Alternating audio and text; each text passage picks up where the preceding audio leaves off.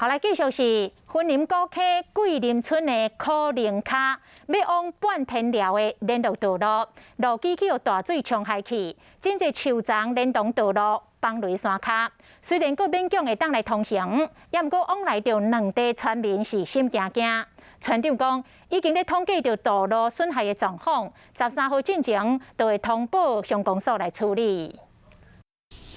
之前因为落雪风台影响，古溪乡桂林村可能卡往半天寮联络道路路基冲歹去，虽然目前暂时会使通行，也过互民众会惊。实际看到迄落落迄状况，感觉安怎？系啊，感觉恐怖咧。足悬的哦。嘿，迄停吼。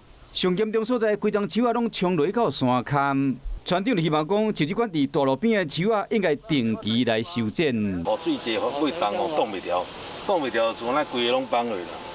所以这应该是政府若有爱变了预算经费拄着即种地，这树仔大丛的，这个树顶迄歪歪咧，一定爱先甲裁剪掉啦。目前这歹去路段，村办公处嘛已经伫现场有封锁线，提醒用路人。这几工来，嘛赶紧将这资料交予公所，好好规划后一步的修理。